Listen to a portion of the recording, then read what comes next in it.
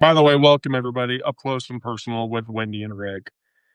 Um, I'm looking for a second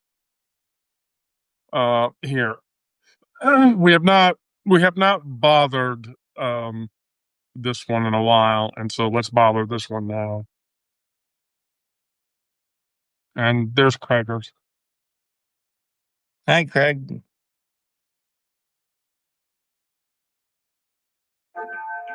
I've been nice to you the last couple of times, Elaine. So, What I do?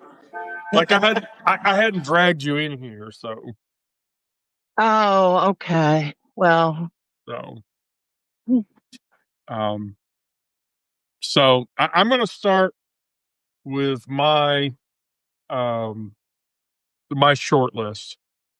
And we're just going to go right into it. All right, you ready? okay. So, Trump is pressing for the Nobel Peace Prize.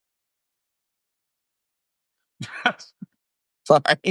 I mean, yeah, it makes me want to. Oh, and then yeah, so like, Is there a Nobel Peace Prize for being the biggest asshole on the planet? um, I mean, you raise an interesting point, but Maybe we should make one. right. Um, Oh, you're right on that. Hmm. That's you know, it, real. the White House is publicly arguing that it is well past time Trump gets the Nobel Peace Prize. A source close to Trump world said the White House is very serious about getting Trump the prize, adding that on the merits, it's straightforward that he deserves it. Oh, okay. For what? Like zero effort, no negotiation. And they're pushing this before the Putin Alaska. Yeah, before Putin Alaska happens. So It just Pakistan nominated him for the prize for his mediation between Pakistan and India. Yeah, just Joan, it's a booby prize. I agree. I agree. You're not sleeping at night, Elaine. Is that why you're yawning on me, or am I that boring? No, I didn't sleep very well last night, but that's Oh, not your fault. That's my fault. I don't think any of us did. Hi, Lisa. Yeah, and then so Big Balls, I guess, is going to get the Medal of Freedom now. serious. That wasn't a joke. Oh my God. Yeah, I think he's got. Sorry, I don't understand. Well, I mean, he gave it to Rush fucking Limbaugh. The bar has already been set pretty fucking low, wouldn't you say? I mean, Jesus fucking Christ. Yeah.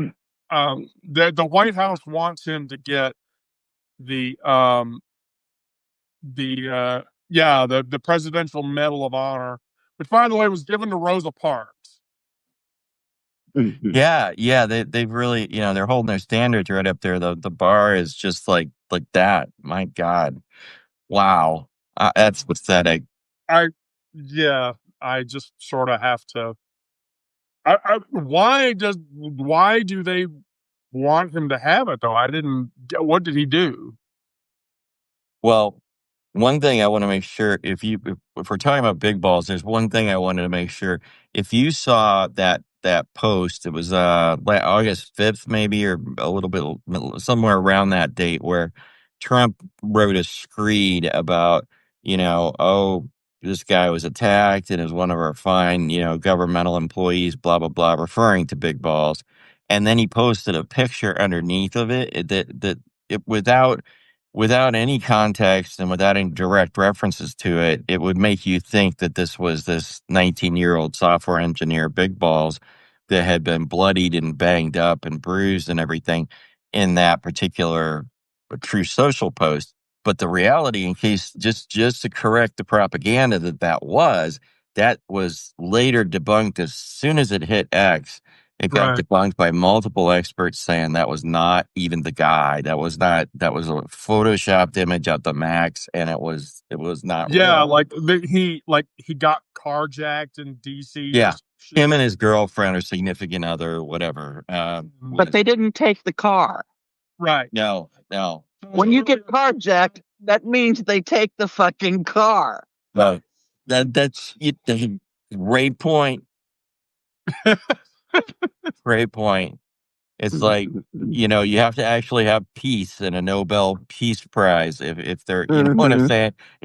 What peace did he generate? But Pakistan and India have been going at it off and on I mean, is he saying that they've forever settled all their differences until the end of time there in that part of the world? If that's the case, I'll give him a Nobel Peace Prize, but Right. not the reality.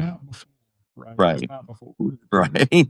And that will be awarded at and on the end of time, and not until then. To just make it clear. My other really funny thing today was that Gavin Newsom is starting to tweet the way that Donald Trump posts on True Social. Thank you for your attention to this matter. And so he's like, Donald Taco Trump, as many call him, missed the deadline. California will now draw new, more beautiful maps. They will be historic as they will end the Trump presidency. Big, beautiful maps. Well, that seems to be working better than when we go high when they go low, Yeah. Maybe somebody's finally got the right idea, Big press conference this week with powerful Dems and Gavin Newsom, your favorite governor. Right. That will be the bestest devastating thing for MAGA. Thank you for your attention on this matter. So on. So I'd like for Newsom to channel Trump's big dick energy. I feel like that means Gavin Newsom actually has a big dick versus Donald, who does not. And we know this because any of us that saw South Park knows he doesn't. He has a tiny wee wee. How is it that every time I come into your chat, we always end up talking about dicks? You're gonna ruin my reputation, Wendy. That's a Wendy thing, not a. Oh, speaking of dicks, here comes Brandon. Now, if you want to talk about dicks, talk about them with him. I think Brandon has a bigger dick than I do. Oh God! All right. Well, I don't want to find out or no. Wait. So Newsom basically tweeted a bunch of like Trump tweets, and it sounds like that Newsom is actually going to try to redistrict California in a way that gives Dems seats back to the House. They're going to lose in Texas. Is that the idea? Yeah, because the Texas. Here's the thing, though. The interesting thing about that is an Illinois appeals judge declined Ken Paxton's request to arrest Texas Democrats for not showing up.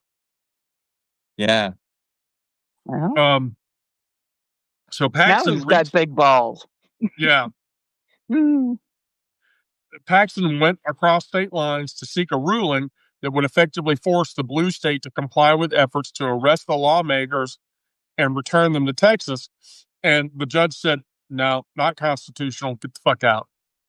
Wow. Okay. Well, good.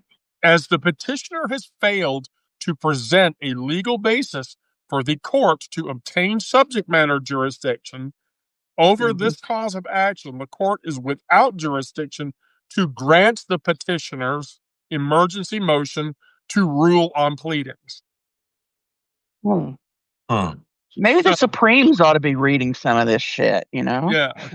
The court does not find that it has subject matter jurisdiction. The court does not consider the issues of personal jurisdiction, venue, or the merits of its underlying petition for rule to show cause or request to issue a rule to show cause upon the respondents, which basically means, nope, we can't help you arrest people, for the shit you're pulling. Wow. Okay. And so Abbott has ordered state law enforcement to arrest the lawmakers, but they evaded that by fleeing to Illinois. Both Abbott and Paxton are asking Texas's top court to intervene Paxson additionally filed cases alongside State Speaker Dustin Burrows in Illinois and California, and neither court in those states is going to let it fly. Kylie's the third estate. I'll get you in like 15 or 20 minutes. The court must give full faith and credit to warrants duly issued by the Texas House of Representatives that compel these civil servants to return to Texas for their civic responsibilities. That's what the Illinois petition read, and a judge said, "Nope, get the fuck out." Wow, I'm actually a little surprised that went that way. I mean, that's different than what I expected. So yeah. Oh, and then the DC takeover extension. yes, So, Trump is going to file a DC takeover extension, and that requires a 2/3 vote. of Congress. Yeah, not going to happen. Is that of the House, of the Senate? Do you happen to know if that's of the House? That's a House and Senate 2/3 vote, and they don't have it. Okay. And so Well, the troubling thing, and I haven't been able to confirm this yet, but multiple sources are reporting that Trump's takeover of DC is his attempt to establish freedom cities. yeah, we've talked. Yeah, I think you mentioned something about that. That's that neo-reactionary Curtis Yarvin kind of variant. It's not exactly what he would call the patchwork thing, but it's a it's a corporate run, streamlined supposedly. It's basically imprinting big tech and that approach to corporate governance onto a city in it. And it basically gives the residents one of two options. One, adhere to our ways of doing things here, or two, get the fuck out. And we're not going to help pay for you getting the fuck out at all, but your currency will disappear. Your firearms will, or at least have been talked about being disappeared. Your ability to conduct transactions are based on your criminal record. And so this is a system, by the way, that was already implemented in China. They do not have, we talk in the United States about our FICO scores, but you might be interested to know this one, which is in China, they have a decentralized credit monitoring system, basically. And and this is what they're talking about doing in Washington, D.C. with these freedom cities, which is basically, without getting into some of the intricacies of blockchain, but basically think of it as a long keychain worth of stuff. With that, you get the Chinese treatment of this is that if you have bad credit, or you defaulted on loans, or you've gone bankrupt, or whatever, that carries a reputational problem for you wherever you go, insofar as that it doesn't just you don't have a FICO score, or even the concept of one. You get barred from being able to book rooms in hotels immediately, uh, be able to leave certain areas, be able to enter certain areas. And I'm talking about whole parts of the country. You can't get on a plane in China to go to another section of China if you've got a bad rap there. And there's a whole ton. It's a brickload of restrictions that comes down on people's heads when they're in China, they're Chinese, and they have those problems that, gee, if you think of all the people that are going to be defaulting on those student loans alone are going to have, just with their FICO scores, you can imagine there are going to be a whole lot of people not moving around, not doing a lot. Oh, by the way, and the other thing in China it does is, it just was reminding me, it also severely limits your employment options. So you can be that next brilliant whatever, but in China, there's likely 5 people behind you with the same qualifications for the job, that want your job, or that want that job. And so their ability to turn down qualified applicants is much higher than it is here in the United States, just due to density of population. So it's a nasty thing, and that's what they're proposing. As part of that whole, when you hear sanctuary, or when you hear freedom cities, that's what that all is, and that if that doesn't fit an authoritarian stronghold, I do not know what does. That's that's really, really, really scary proposition for me.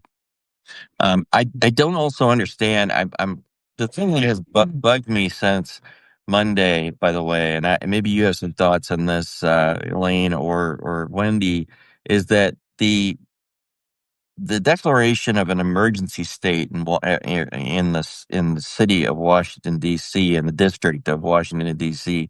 is a really big leap when you look at the data and you look at like the practicalities of the claim. They're so outlandish. I don't understand. Like, I've watched now I'm sorry, not the judge, the mayor of the city sort of have two press conferences where she pretty much capitulates that power over to, the federal forces, saying, "Oh yeah, yeah, okay, guys, we'll cooperate with you." I don't understand why there's not a ton of that Home Rule Act, shove it up your ass type of mentality, given the relationship that has existed for decades between Democrats that dominate inside of Washington, D.C., and the government as a whole, which is largely, Republican run, right? Why Right. are these two forces, why are the Democrats inside of the city bowing down to the forces in Washington that are largely Republican? Because they're establishment. Remember, again, this is Hmm. tying back to, you can't say that Democrat and Republican are interchangeable to liberal. So Democrat down here, Republican up here, liberal, conservative. There are conservative Democrats, and most of the establishment Democrats are at the very least fiscally conservative and, Mhm. and maybe socially liberal, but that still creates a situation where establishment Democrats could cede to Washington. Well, Okay. I called my ex this morning when I was on my way to the office, Yeah. and because I wanted to pick her brain, and asked her whether or not the National Guard here has been, whether or not she's heard anything from her unit, and she said no. But Right. she did remind me that the military, including active duty, swear to uphold the Constitution. They don't swear allegiance to the commander in chief. Right. And she says that if she were ordered to do anything that violated the Constitution, she would refuse, and that they have the option to refuse. Right. Right. So, So they do have the option to refuse. mhm, yeah, Well, that's comforting. yeah. Well, yeah, but I mean, tell me if I'm wrong here, but that option comes with if you decide to enact that option, then you've got to be prepared for the potential court martial trial that you would be exposed But they to. can't court martial you for refusing to follow an illegal order. Yes. I No, no, mean, no. I'm sorry. I didn't say that very well on my part. What I meant to say mhm, was the question of whether or not was an illegal order uh, mhm, could be subject of a court martial hearing or court martial review prior to them going forward with it. So it's you know what I mean, that's all I meant by that, was that the question mhm, itself of the legality of the order or the constitutionality of the order, et cetera, could potentially be called in question. At least that's what I've heard. I'm not a mhm. lawyer, obviously, and certainly not a legal or not a military lawyer, so I don't know that stuff. But yeah, I would think, I mean, I don't know, the guard was called out in California. I don't know that any of them were um, asked to do any. I mean, I haven't heard of anybody, you know, and you know that it would be right on the news if anything like that happened. So I think the more times that he pulls this, trying to basically soft pedal us into martial law, I think it's really well put. sooner or later, sooner or later, I think that this is going to become an issue, because there's a lot of soldiers who are Hispanic. They're not going to, they're not going to cooperate with things that would push people out of the country. Right. So Yeah, and I think you hit it on the head there where you were going with it, which was that, first of all, Latinos and Hispanics, they're not gonna be too gung ho on creating situations of hostility among their own mhm, people and their own. I use that the wrong way. I don't mean people. I mean among their own community. And then mhm, two, the other side of it is um, that I'm seeing anyway, is that the as you take a 30-day deployment and turned it into potentially a perpetual deployment, the whole dynamics of the underlying situation start to change, right? Because it's like now it's not a 30-day commitment that I just got done telling my wife or my husband or my spouse or whatever. I'm going to be gone for a while. I'll be back. It's now well, I don't know how long I'm going to be gone. I don't know when I'll be back. yeah, And yeah, that changes the home dynamics and the stress equation on that front, pretty high, pretty significantly, I would think. And at least from what I've heard in other situations, not like mhm, these, but definitely where National Guard or even Reserve, it turns into something much more stressful for these guys, and mhm, men and women. So it's just it's really, really, really terrifying for me to think that where that goes, mhm, because otherwise, the third element of that is people get a lot more twitchy, grumpy. The emotions start to take over, and you get bad behavior, on the part of what can very quickly look like an oppressing, occupying force that's in front of you, and so soldiers can get short tempered, just like the rest of us, and mhm. so can the people that they're supposedly in charge of, not policing, but doing something other than whatever it is that they are doing. So Mhm, mhm. I don't Oh, Karen, understand the cat is she jumped back down what. off the onto the floor. Are we not playing with the pussy anymore? I mean, She she Wow. wasn't. She didn't want my attention Elaine's gone anymore. unstable. Karen You're unstable. asked what happened Yep. to the cat. Hey, I don't know if was that your was that kind of the highlights of your list? Because I had one thing. Yeah, I that was my short list for the day. So, Rick, you can have the Well, last she 10 minutes of the last act. Yeah, so jumped down on I'll the floor. go through these pretty quick. Um, First of all, I was. Usually, I Oh, go ahead. have at least. Oh Oh, crap, we lost Elaine. okay. Oh, we can get her Oh, back crap. if you want. Well, I'll just keep plowing ahead. You do whatever. With seeing if you can get her back if you want. So yeah, I thought it was interesting because I get my news from a lot of diverse sources across the planet, so that it's balanced, both from Australia, a lot from the UK, a lot from Al Jazeera, which always has a different, unique perspective on things as well. Um, and because I do, I sometimes get to see three or four different takes on a story that are very, very different. One of those was today, from the Financial Times of London. They talked about this upcoming summit between Putin and Trump, right?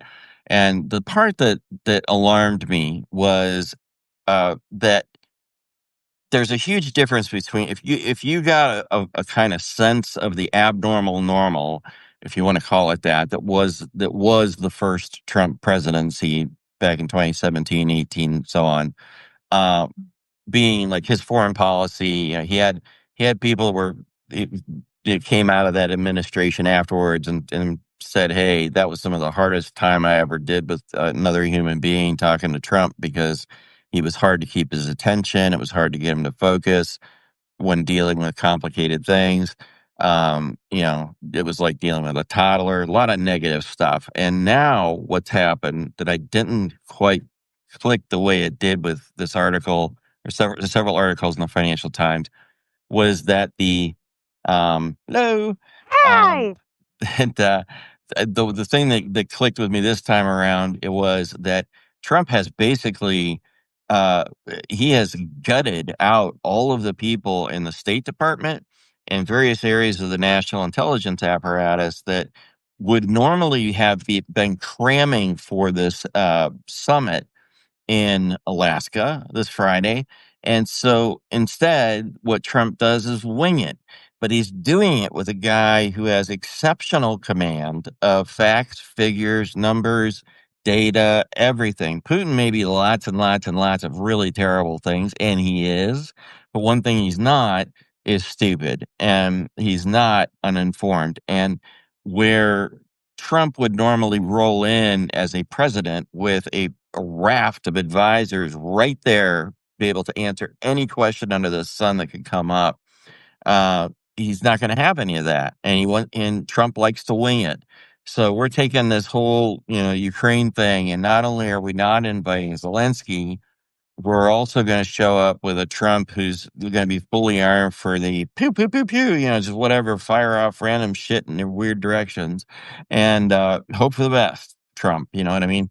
That's kind of a concerning thing, particularly when it comes to Ukraine, because this could literally wind us up in a situation where like Steve Witkoff and Trump shake hands, deal with Putin, and they say, "Oh, great, we got a deal, we got a future here," and don't realize they've sold the ranch, the cows on the ranch, the horses on the ranch, everything. They've given it away, and they've not even included Zelensky at the table or anybody representing Ukraine, which I think is just a horrendous slap in the face under already a ton of abuses that have occurred and a ton of insults that have been incurred from on top of Zelensky and the Ukrainian people, who we told them when they got into this conflict, hey, we got your back, and Right. boy, it was not them, it was us that abandoned them. They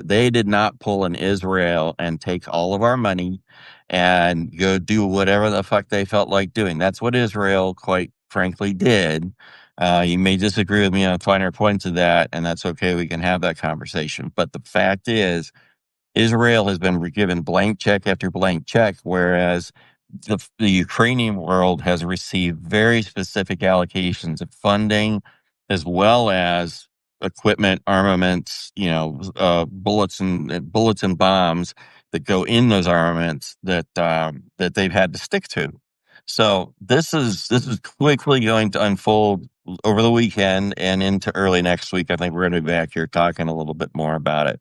Um, that's one, and then two, um, I have very few people that I truly just can't stand in the current Trump administration. One of them is not Steve Witkoff. What's his name? Kevin Hassett, Ugh. and that guy scares me because he has almost a psychopathic, smile glued to his face that never comes off.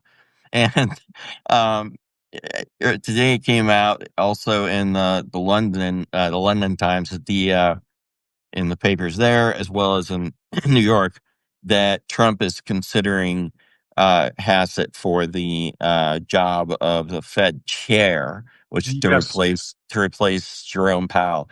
but he And can't. I don't know why is the can't in there. Is that because there's something I didn't realize, or what? I mean, Trump can't replace the Fed chair. Oh, no. I'm sorry. When Jay Powell's term is up next year, Yeah. That's what I meant. I apologize. I wasn't Yeah. clear.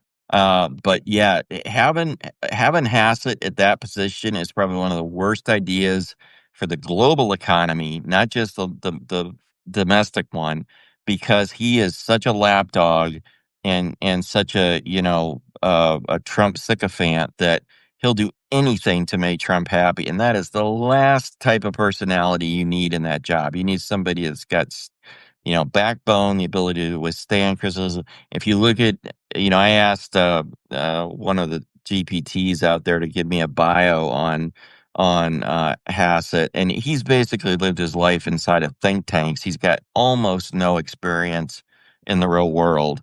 And he's definitely not run any kind of big financial institutions, nor is he a, Howard Lutnick style self-made investor, $2 billion dude. You know what I mean? He's just a guy that writes reports, right? And that's not who you want running the Federal Reserve of the United States. You want somebody with lots of practical experience. So as soon as that whole system starts to cave in from lack of confidence globally, there's going to be some interesting side effects that come out of that, I would say.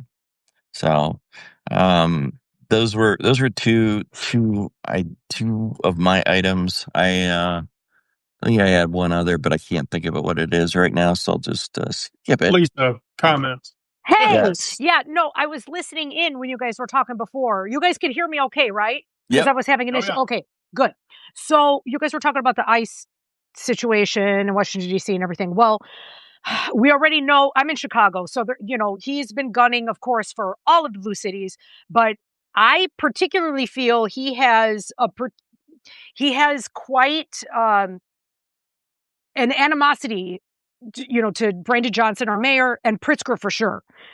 And, and Pritzker, he just cracks me up. He gives it back. Like, he does not care. It's hilarious.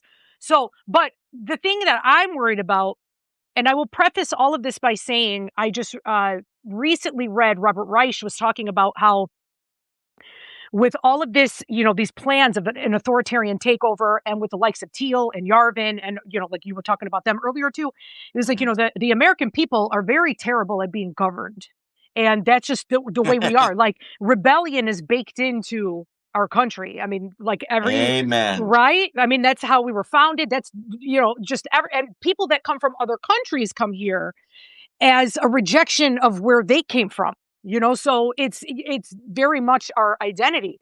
Right. So, and then when I think about, like, in Chicago, for instance, there's also stories, and I'm not saying that this is true, but I've heard some right wing, because I listen to these people sometimes, because I have I got to hear, what it is that they're saying. And a lot of it is like literal crackpot, but there's certain things that, you don't hear so much on the left. And they're talking about Brandon Johnson hiring or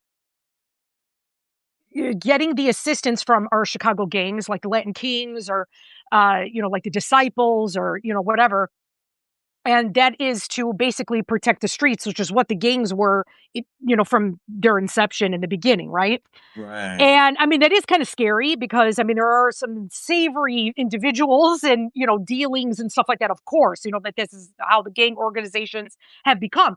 But that is really interesting, because I wouldn't put it past them to do it. And it's not something that is going to be broadcast everywhere. This is not common knowledge. Now, another thing, I don't know. I just have like really bad feeling if they come here.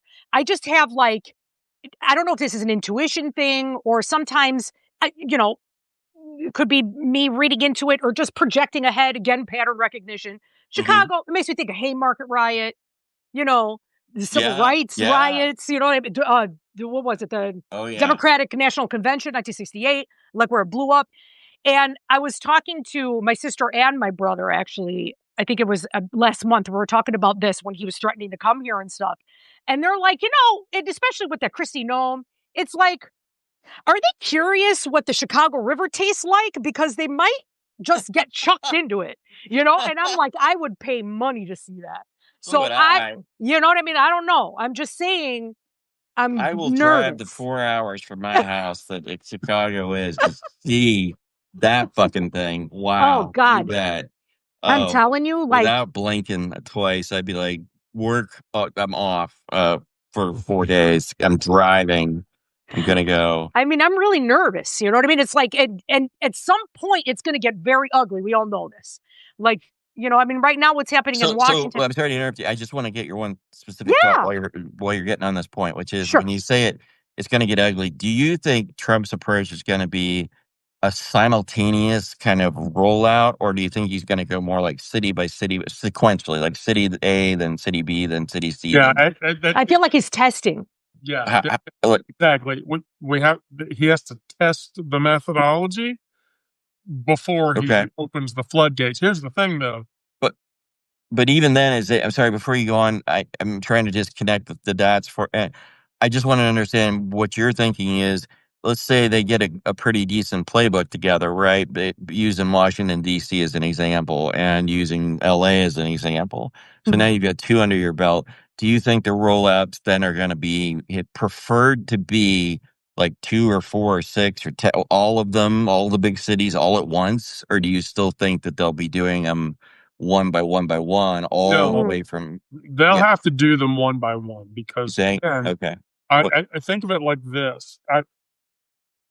DC represents a major metropolitan area. Yeah. But the other cities that he would have to target to do that against are entirely different and run differently than DC. He can't go into San Francisco and treat that like DC any more than he can go into Miami and treat that like DC. And remember, too, major metropolitan cities. So Miami, where I live, Atlanta, New York, Chicago, San Fran, LA, those towns have a large blue presence. Yeah, they do. And there's no way that he can, it's not. This is going to be a mess. Yeah. It's going to be a mess. And that's what I'm frightened of because, I mean, there's going to be so many people involved. I mean, so many people are going to get hurt. There's going to be like so many injuries. I mean, it's just going to be, I can't even fathom like the enormity of it. And you do you know what I mean? I'm just like trying to picture like what's going to happen. And it could even be, you're walking down the street and literally like turn the corner and you're like facing a mob. You know, just like anybody just going to the grocery store. You know, I mean, this is crazy. It's insane. Yeah, and then I looked like at Chicago, and you know, it certainly is not the same city as it was 100 years ago. Of course, obviously, but you know, I also think about how instrumental Chicago is, you know, in ways that most people who don't come from the region understand about national supply chains, of how food moves from point A to point B. A lot of it gets routed, transferred, redirected, picked up, dropped off. All kinds of things happen in Chicago and around Chicago. And so that's where the heartland comes from. Right. That term. Exactly. Yeah. It used to mean, you know, the cattle drives from the south. Now it means trains and trucks and multimodal transport and all that fancy lingo. But it's like, wow, they touch a nerve center like that. That could turn it in. You know, if you have people who just can't get to work, that are part of that supply chain movement machine, they're going to have one hell of a time. You're going to feel the second order consequences of that just ripple out from Chicago super fast.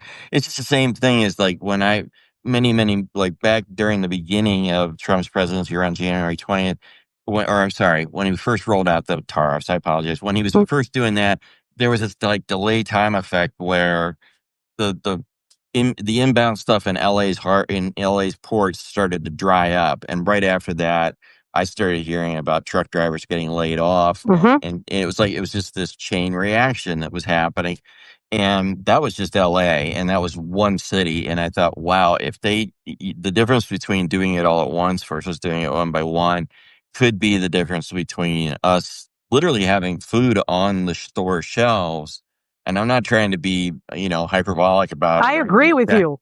Or not. It's the difference between one or the other. And I try to look for those things when I explore ideas in my head and try to run out the what ifs. And I just think that, I think you're onto something with what a mess. And Yeah. what a mess, even if your address is in Chicago, IL, it's going to be, wherever course. you are, it's going to be And these a big people, mess. like with like Teal and Yarvin, and like we all know like what their plans are and what their philosophy is. I mean, like what dipshits? Like, how do you think you're going to execute something like this? Like, even still, like when I read up about Yarvin, I mean, the man is an intellectual. I mean, I thought he graduated from high school at 14 and got like his bachelor's at 18. Like the man, he's got a brain, right? But like, what a dipshit with this philosophy, Yes. like literally, like, are you kidding me? Like, just, it's unbelievable. And that Teal, he's another one. Well, Peter Thiel, yeah, we, as Wendy full knows, I could go right off, or I could go full vertical on just Yarvin alone. So I won't jack my blood pressure up tonight on just that one, because that's one I tend to do just because it is there. But Yarvin, when you get right down to it, what he's trying to sell people on, and the most fundamental basic message to our audience, and we got 75 people like right now, is if you hear Curtis Yarvin, that equates to this what's called neo-reactionary movement, which is just a complicated way of saying deeply, deeply, deeply conservative. And that's a very complicated way of saying they are conservatives look to the past, look to the old ways of doing things that are known versus looking forwards to new and potentially experimental things to solve problems in small increments. That's the progressive way, and why it's called that is it's very iterative. It's very, let's try this, and if that doesn't work, try that. And Yarvin would have you believe that, we're just and the progressives are essentially number one, lying to ourselves, because all we do is really, truly elect dictators at the end of the day anyway. We elect monocrats. People don't consult other people for every single decision, but that's a belies his own misunderstanding of what republicanism is. One, two, he would have you believe that it's just a simpler thing to just put one person in charge, call them in charge, and let them make all the decisions without much deliberation, which we've seen that blow up spectacularly in companies like Enron and in other places throughout history. There's just as many bad examples of corporations being run as there are many good, and it's all a crapshoot in a sense. The only thing with democracy that you have is a built-in timer that says everybody gets an expiration date from the day they get elected, when that a term is going to be done. They must either be reelected or leave office. So they don't get a lifetime appointment in most executive type positions. And so anyway, that, I know, like they called FDR. They were like, "Well, we're under the FDR monarchy." I'm like, "What the fuck are you talking about? Then what the hell was the Reagan? What was the Reagan Revolution? Like, like that's really what we're under now. Right. Still, no matter who governs. I call Reagan and FDR, to me, I'm not an economist, and I never even took political science, but just from as a layperson, they seem to me like sea change presidents. Like anybody after FDR. No matter if they were Republican or Democrat, they governed under this little square that was set by that paradigm. And that's where we are now with Reagan, even Clinton. Like there was certain parameters, like the top marginal tax rate didn't go back up much. Like they only had like this little wiggle room until we get this other sea change president, which I'm hoping is not going to be a freaking nightmare. I mean, that's what Trump is trying to do right now.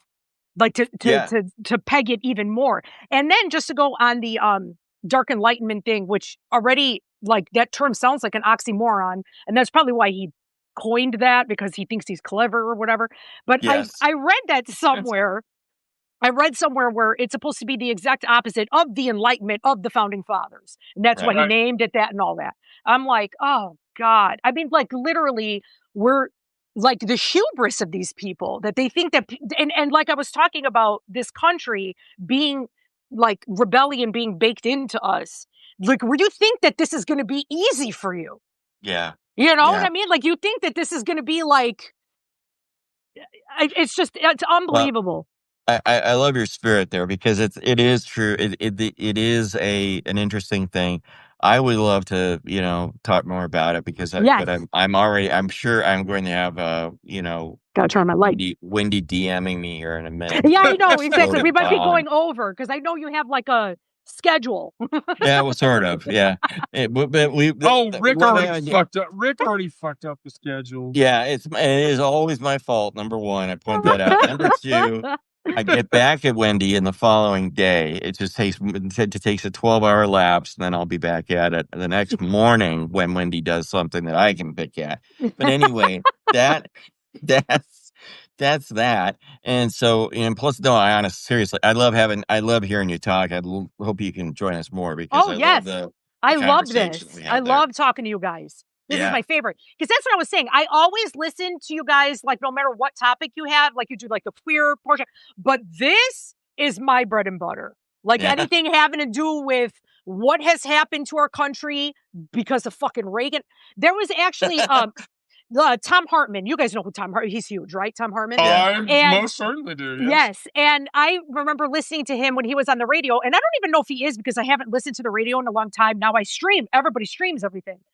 But a long time ago, I heard him years ago say that his wife said that his epitaph is going to read, "It's all Reagan's fault." Because that is all he talks about. And I'm like, and that's how, like, when I heard him, I was like, oh my God, he is like my favorite person. Yeah. Yep. That is funny. That's good too. I love it. So, hey, with that, then I don't have anything else there for, well, I mean, I do, but I don't. So you want to roll on with things and I'll drop off here, Wendy? Yeah, let's do that. Alrighty. I will talk to you. Let's do that so that we can have some social commentary. Right. I can either tell a really bad joke. Okay. Yeah, I pretty much did said what I was going to say too, because that was what I was thinking while you guys were talking initially before I hopped on. So far, because there's going to be way more shit like tomorrow. That's already going to. It's like every day there's some new fresh. It's flood the zone time. Yes. Yeah. Exactly. Exactly. All right. Yeah. Okay. Let's see who we can get now. Who can I coax? Well, I definitely want to coax Brandon. So Brandon twice in one day. I totally missed. I wasn't able to see your. You guys had the trauma. We did the trauma. We did the trauma talk this morning. So. Yeah. Hi, Brandon. What the fuck? Oh my God! You're cutting a pepper. Oh. What are you doing? Oh, hold on. My internet is unstable. Oh, there. Yeah, there you are. Did I get there? Oh, okay. There. Well, I was cutting up peppers. Are you cooking dinner?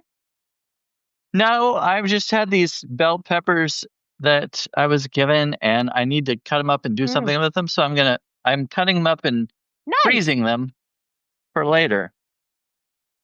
Oh, well, I had some queer shit to talk about tonight if you had the time. Oh, yes, I can do two things at once. Okay, so this was my favorite queer headline for the day. So a fiercely anti-queer Republican from South Carolina who backed drag bans, trans healthcare bans, protect the childhood innocent, has resigned from his seat for spreading child pornography. Of course. Oh.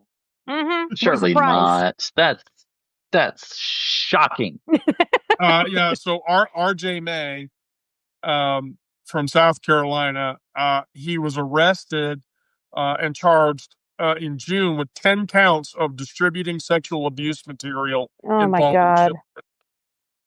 So he's really trying to protect young children from drag queens and from gender affirming mutilation care. Good thing we have people like him protecting our country from queens and are you a gays. Yes. Okay. What? I'm a Oh. huge Helen. Oh, here we go. Did she do something bad? No, she did something brilliant, and you're going to laugh about it. Oh, all right. So, Helen Mirren has come out and said that tomatoes are bisexual, and that to help them grow, you should finger them. Oh, wow. I love her. All right, Helen. Fallon produced the ingredient. So, speaking on Jimmy Fallon alongside Pierce Brosnan to promote their new Netflix series, they made salsa together, and after Fallon brought the ingredients out, Helen Mirren then chose to impart wisdom like unheard of, like any that the humble tomato fruit is a bisexual fruit. And in so saying, incidentally, I just want to give you a tip about growing tomatoes. If you know the little flower on a tomato plant, well, a good way to get the tomato out of the flower is if you tremble the flower like this and she starts fingering it.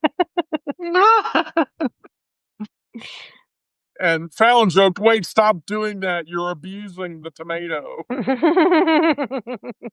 And that's when Marin said, "You have to. It's bisexual. You have to go around to each tomato and to each flower and do this." I have to look this up.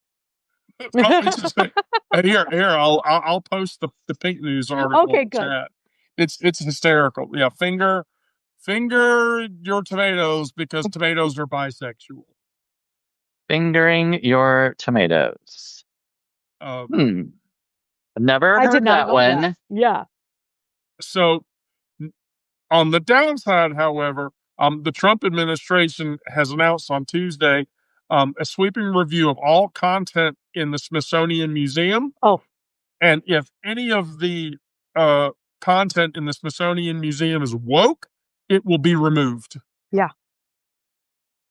Woke. Yeah. And the content in the Smithsonian. Yes. Like what? Is there an example? So the vetting process will include scouring wall text, websites, and social media for queer and other woke content and an assessment of tone, historical framing, and alignment with true American ideals. Oh my God. Oh. As it being gay. So it's more about. It's not like the displays or the artifacts. It's more like what they're putting out as far as the website and materials. Well, but also what's in the museum itself. Oh. See, and also historical references too. Yeah, I mean, I think historical reference. For example, there are a pair of Dorothy's shoes in. Yes. And I saw that one. Because Judy Garland is such a huge gay icon, they could theoretically remove that. Oh my God. Get him out of there. Ruby slippers. So gay. No place like home. So gay. No place like home. There's no place. Get those slippers out. So, but on the upswing, a Virginia school board votes to refuse to follow the administration's anti-trans order. So out of Virginia, that's pretty huge. That is. So public the anti-trans. Yeah, so the Loudoun County School Board voted to maintain its current policies regarding facilities just after the U.S. Education Department ordered the district, along with 4 nearby school districts, to ban trans students from using facilities associated with their gender. Okay. So one school board has already said, "Fuck you, we're not doing it." Wow. You know, fuck you, we're not doing it. That was Georgia? No, Virginia. Virginia. Oh, yeah, sorry. Yeah, Virginia. So that's actually pretty huge. And then Ray Reagan published this article today on LGBTQ Nation, which I found really, Craig, it's Loudoun County. Why are young cis men so vulnerable to right-wing influence? And the question itself is kind of scary. Yeah. Here's the thing. One group, as it turns out, could prove vital insight into what these men are going through. Trans men who were raised as female before transitioning, they have the rare experience of living life as each gender. As a trans woman, I can say Sure. that I feel the same way. And having that rare experience of living life that way, offering a window into what young men lack compared to women when it comes to socialization.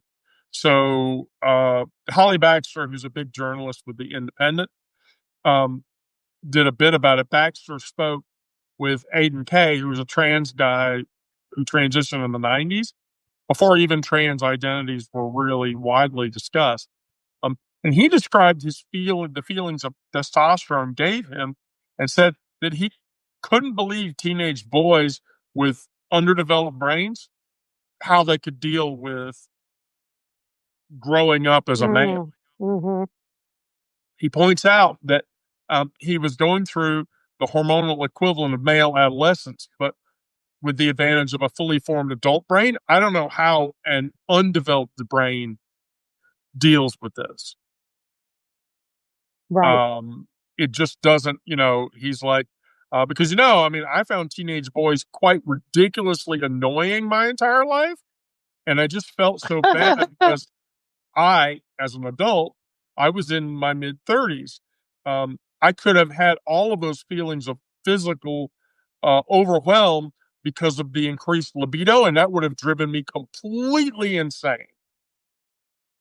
And so the right wing bravado of male superiority, I would have fallen for that if I had gone through this as an adolescent versus going through it as a 30-year-old with a fully developed brain.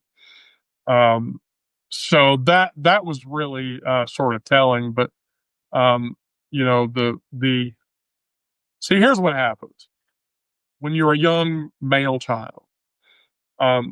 Traditional masculine identity markers happen. So when previous generations might have found clear pathways to manhood, which were highly misogynistic, through stable employment and home ownership and family formation, yet today's younger men encounter economic precarity that makes the milestones of what happened to somebody in the boomer era drastically different. And so then the other thing that affects young men growing up is social drift, so a disconnection from meaningful community structures because religious attendance has plummeted. Churches are losing congregations by the hundreds of thousands of people. There is a real drive by the church to bring people back. Gen Z doesn't want to go to church. Gen Z doesn't want to vote. Gen Z doesn't want to go to church. Why not? Yeah, and I've seen a ton of propaganda saying otherwise. Like from the right wing people saying, like, Gen Z, they're starting to join church. And I'm like, who are these people? No. What are you talking about? Yeah, No. exactly. Yeah, no. And then with digital echo chambers and algorithmic amplifications with online spaces, all of these issues focused on men's issues polarizes a young adult who's going through puberty, and it creates this larger problem, on top of the fact that right-wing messaging offers seductively simple explanations for complex problems. So when young men see feminism has destroyed masculinity, Yes, that messaging exists. Immigration has stolen your opportunities. yep. Progressive politics has rigged the system against you. Those are all simple. Oh, bye, Craig. Thank you for your work tonight. Those are all simple narrative statements to questions that create the allure Absolutely. to drag young men And this is the thing, because I think of just like what happened with the MAGA movement, in my opinion, the grievances of people in general, the working class in general, they're real, but it's, the culprits are not who the right wing say they are, the immigrants and the marginalized people and, minorities and all that. It is what we were talking about in the first segment here with Rick. It's obviously the oligarchs and it has been getting progressively worse for decades, but it is in their best interest to distract everybody with these culture wars. So that's their way in. I mean, I think that, like the young men, if there is anything to, like they feel that they've been left behind and they feel that their lifestyle has been diminished, well, that has to do with what has happened on an economic level, beginning with the Reagan administration, which is what we talk about all the time. It's Right. not, but they just keep harping, that Fox News bullshit, that they keep having these segments and they keep on, trying to, I mean, it's division. We all have, I mean, that's the whole premise of my name. We are the third estate. I mean, everybody knows what that, right? More, Yes. 90% of us have more in common with each other than we do with the, top, 10%. And that encompasses people that actually live quite comfortably. Somebody that makes like a couple $100,000 a year, I mean, they're not rich. I mean, they do have more resources and they do have, more in their lifestyle. However, they are far from the likes of Bezos. So why are you advocating for those people and like Right. advocating for them to exploit you even more? Oh God. It drives me insane. Yeah, But that's how they get in. so it's I would. it's a real problem, I think, Yeah. in that space. And it enrages me. Oh, I can. I'd like to know. Oh, sorry. No. I would be curious to know as what the ages of the Nazi soldiers were when they were drawn into Hitler's regime. I think he I started wonder quite how young. many of them, Yeah, what percentage. a lot of that was very young. That's The what I Hitler remember Youth. hearing. Yeah, but then too, the Vermont of the time used a lot of drugs. Hmm. They were using methamphetamines to keep the Oh, Nazi Vermont like in constant motion. oh God. And so yeah, but the Hitler youth, the girls boomed, all of that. Yeah, just horrible stuff. I've been hearing, I heard somebody that I follow here, I follow a lot of veterans, military veterans on Substack. One of them is Christopher, oh my God, I can't remember his last name, but he was doing a Substack live probably, I think it was a few weeks ago, and he was talking about U-Haul trucks filled with these Nazis that are going around to different neighborhoods, like in rural areas, and they're trying to recruit like young boys. And I'm like, are you fucking kidding me? Like, I mean, this is just insane to me that this is where we are right now. I mean, it's so crazy. Oh, it is.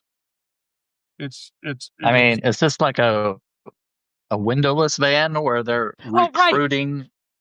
Yeah, I know. That's what he said. He said U-Haul trucks. I was like, U-Haul trucks. I was like, oh my God. I mean, they are windowless. Right. Well, okay. Lisa, I'm going to sub you out. Absolutely. It was a pleasure being on. I will talk to you guys later. Please come back. Okay, absolutely. Good night.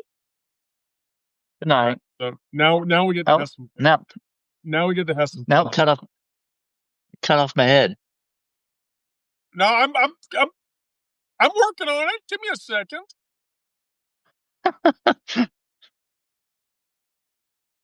I'm working on it. Give me a second. All right, so the last 10 minutes is going to be a reaction video for Oh, yeah, we're gonna put for who? Lisa through a video. Uh, Oh, yeah, we're gonna put for who? Oh, Oh, you're I your hear feedback. echoing. Yeah. All right, Oop. here we go. That was me. Okay. Is it the same one you showed me? No. This is a reaction video for tomorrow's story. So Lisa, Wait a second, I only got a little bit of it. Hang on, I gotta open that up on here, I guess. yes. If you'll So- kindly go to your Signal chat, please, Lisa. Yeah. I have it on my laptop too. I didn't get it fast enough. Because I can't wait for this. Oh goodness, what are you going to do to me now? Why is it not already showing up? It should be on. Darn it.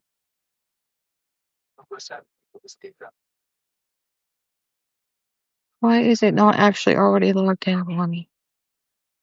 Get Signal. We're gonna do the link one tomorrow, Brandon. I'm just gonna tell you. Oh boy.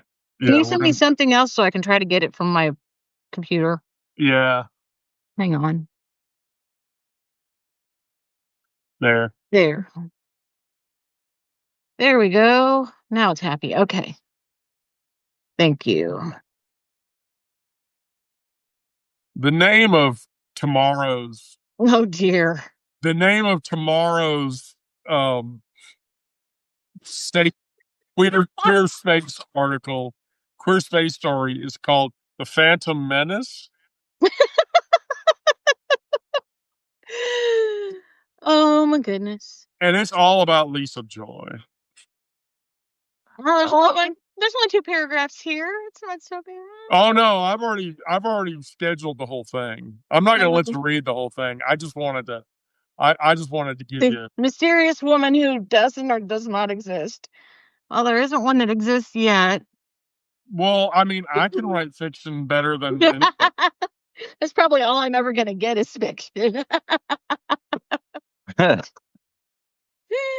So gotta leave my house for more than that. There you go. So are you gonna do your porch talk tonight, Lisa? Yeah, probably. You wanna come? Okay. It'll be yeah, Lady Liberty. Yeah, the safety of a queer space short stories have sort of taken on their own life now, and I can't stop writing them. And I love writing. I mean, I legitimately, because I fall in love with all of the characters in the Sanctuary Bar, even the people who are real. And so I want to point Nathaniel out, Hawthorne said that, right? huh? Nathaniel Hawthorne said that about writing the Scarlet Letter. Yes. And once he started, the characters wouldn't let him stop. Yes, exactly. So yeah, it's like that was a thing. That was so I fall in love with the characters. That means I keep writing the. I mean, it just sort of rolls off, and I just start churning away, and so Lady Liberty, that's the deal. If you become a paid subscriber, I will let you write your own byline for a character in the bar. So that's how Lisa got into the bar stories, is that she's one of the cool kids. I'm finally a cool kid. It's only taken me 56 years. Right. Right. So you're gonna love the story for tomorrow because it's specifically about Lisa Joy. But I've got some cool stuff coming around regarding that story. But that's why I wanted to drag you in there. Oh, okay. I wanted you to Well, I've been hanging out and listening. Put a few things in here and there. Yeah, Lady Liberty, my standard sale for the monthly sub is like $4. So that's why I'm like, yeah, but then if you give me more fodder for people that come into the bar, then it makes me happy and I have more subject material to write on. Anyway, Brandon, did you do anything today? Well, I was on your live earlier, and I had a Zoom meeting, and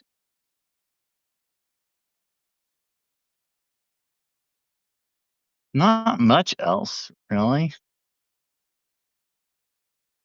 I worked on a couple of articles, but Right. I've got articles scheduled for the next 2 weeks because I'm going to be gone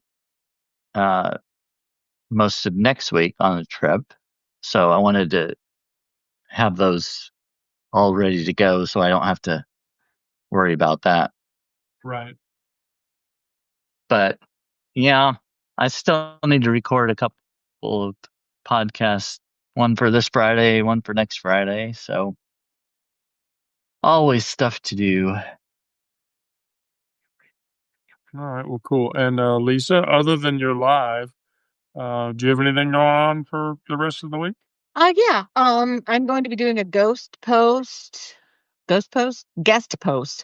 on Your Time Is Now for Lori Corbett Mann. Oh, really? Yeah, she's on vacation. She's on holiday this month. And she's gonna I think she was supposedly shared mine today or tomorrow, and then Friday I have to have mine ready to go live on for that. And I've got to get better working on some fiction here. And just, the usual. A little bit of everything. Oh no, I was thinking about doing we're at the bottom of the hour, so I think we're all just going to drift on over to Lisa Joy's live.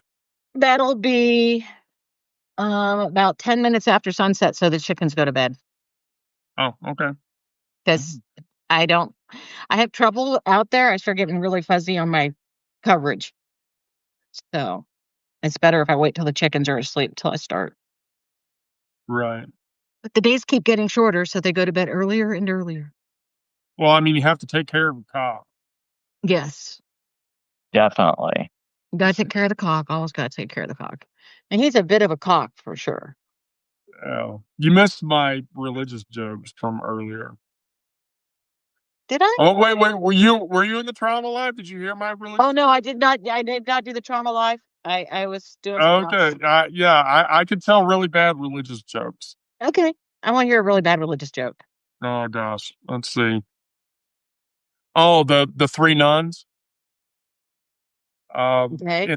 In three nuns in the confessional, and the first nun says, um, the first nun goes into the forgive me, Father, for I've sinned, and the priest says, "What is the sin you have committed?" And the nun says, "I walked into the rectory, and I opened up a bedroom door, and I saw uh, another priest completely naked, and so."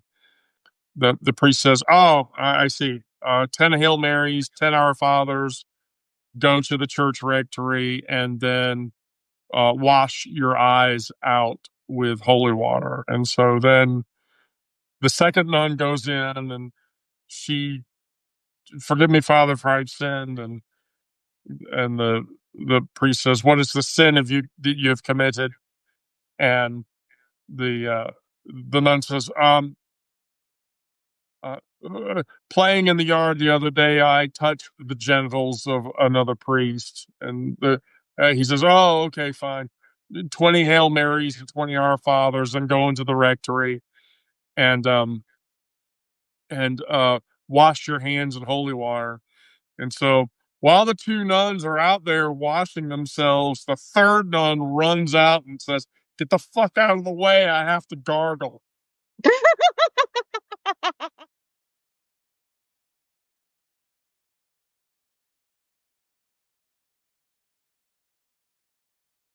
Nuns are some freaky bitches. Sounds like it. You know, I wouldn't know. celibacy does some really fucked up shit to you. I was So considering being a nun. right, yeah. So that's my ender for the night. So Okay. So Well, the good news is the lights came on, so the sun has set. So in about 10 minutes, I should have the chickens in bed. All right. Well, then I'll just watch. Yeah. We'll cut out tonight, and then I'll watch for your live to come up. Okay. I'll see you then. Yep. Brandon, Bye. Lisa, thank you. Thank you. Thank you, everybody. Good session. Always is a good session. I love that all of you come in. So get there and stay there. Be safe out there. Don't do crazy things. I can't do this without you guys. We can't do this without each other. So let's just keep staying together and keep building the community together. And I think we'll be able to get by if we can do that. And so with that, I will tell you very briefly, I love you all. Please be safe out there, and I'll talk to you again all tomorrow.